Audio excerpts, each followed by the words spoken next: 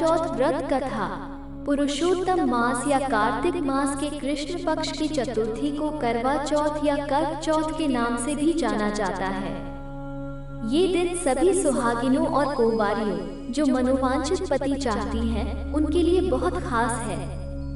इस दिन सुहागन महिलाएं अपने पति की लंबी आयु और अखंड सौभाग्य के आशीर्वाद के लिए यह व्रत रखती हैं।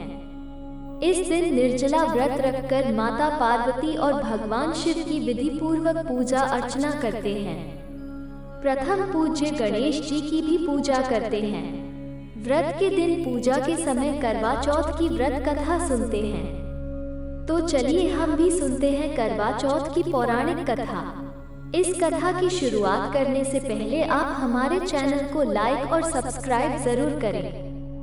एक समय की बात है, एक साहूकार की बेटी थी जिसका नाम था करवा। करवा के 7 भाई भी थे। सभी भाई अपनी बहन करवा से बहुत स्नेह रखते थे। करवा की शादी हो जाती है और फिर वो एक दिन अपने मायके आती है। वही करवा चौथ का व्रत भी आता है और वो अपने मायके में ही पूरे विधि विधान के साथ व्रत भी करती है। शाम को जब उसके भाई अपने काम से लौटकर घर आते हैं तो अपनी बहन को कुछ परेशान देखते हैं। वे अपनी बहन के पास जाते हैं और उसे परेशानी का कारण पूछते हैं। बहन उन्हें बताती है कि वो परेशान नहीं है, लेकिन आज निर्जल व्रत होने के कारण वो कुछ थक गई है और उसे भूख प्यास भी बहुत जोर से लगी है। लेकिन करवा चौथ व्रत में तो बिना चंद्रमा को जल अर्पित करे पारण नहीं किया जा सकता। सभी भाई करवा की व्याकुलता से परेशान हो गए। उनसे अपनी बहन की परेशानी देखी नहीं जाती और वो कुछ उपाय सोचने लगते हैं। तब उनमें सबसे छोटा भाई एक उपाय सोचता है और घर से दूर पीपल के पेड़ पर छलनी की ओट में एक दीपक ऐसे छिपा देता है जैसे कि चंद्रोदय हो रहा हो। इसके बाद वो करवा को जाकर बताता है कि चंद्रोदय हो गया है। ये सुनकर करवा खुश हो जाती है और अपनी भाभियों को भी बताती है कि चंद्रमा निकल आया है। वे भी उसके साथ अर्घ्य दें और अपने व्रत का पारण कर लें। लेकिन उसकी भाभियां उसे मना करती हैं और बताती हैं कि यह सब उसके भाइयों का किया हुआ है। पर करवा नहीं मानती और छत पर जाकर उसे चंद्रमा समझकर जल अर्पित करके पारण करने बैठ जाती है। चंद्रमा को अर्घ्य देने के बाद जैसे ही करवा पहला निवाला डालती है तो उसे छींक आ जाती है। दूसरा निवाला उठाती है तो उसमें बाल निकल आता है। जैसे ही वह तीसरा निवाला मुंह में डालती है तो उसे अपने पति के निधन की खबर सुनाई पड़ती है।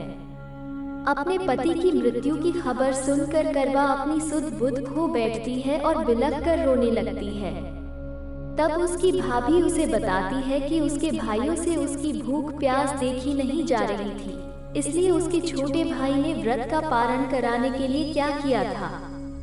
ये जानने के बाद करवा प्रण करती है कि वो अपने मृत पति को फिर से जीवित कराकर ही रहेगी। वो पूरे साल तक पति के शव के पास ही रहती है और उसके शव के पास सुई जैसी उगने वाली घासों को एकत्र करती रहती है। साथ ही हर मास के कृष्ण पक्ष की चतुर्थी के दिन वो व्रत करती है। साल बीतने के बाद फिर से जब करवा चौथ का व्रत आता है तो उसकी सभी भाभियां व्रत रखती हैं और उसके पास आशीर्वाद लेने आती हैं। तो अपनी हर भाभी से कहती है कि यम सुई ले लो, पिय सुई दे दो, मुझे भी अपने जैसे सुहागन बना दो। हर भाभी उसे दूसरी भाभी से यह निवेदन करने को कहती है। जब वह छठी भाभी से भी वही बात कहती है तो वो उसे बताती है कि सबसे छोटे भाई के कारण ही तुम्हारा व्रत टूटा था, इसलिए तुम उसकी पत्नी के पास जाओ। वो अपनी शक्ति से तुम्हारे पति को जीवित कर देगी। जब तक वो जीवित न करे तब तक उसे छोड़ना मत। अपनी भाभी की बात सुनकर करवा अंत में छोटी भाभी के पास जाती है और वो उससे भी अपने पति को जीवित करने और उसे सुहागन बनाने को कहती है। छोटी भाभी उसकी बात नहीं मानती है, वो टाल मटोल करती है। करवा उसे कसकर पकड़ लेती है और निवेदन करती रहती है। अपनी प्यारी नंद की स्थिति देखकर सबसे छोटी भाभी को उस पर दया आ जाती है। उसकी जिद और कठोर तप को देखकर छोटी भाभी करवा के पति को जीवित करने के लिए मान जाती है। वो अपने हाथ की छोटी अंगुली को काटकर अमृत निकालती है और उसके पति के मुख में डाल देती है। अमृत के प्रभाव से करवा का पति श्री गणेश का नाम लेते हुए जीवित हो जाता है। इस प्रकार से सभी पर माता पार्वती की कृपा हो और सभी को करवा की तरह अखंड सौभाग्य का वरदान मिले। आप सभी को करवा चौथ की हार्दिक बधाई। सभी सुहागिनों का सौभाग्य बना रहे।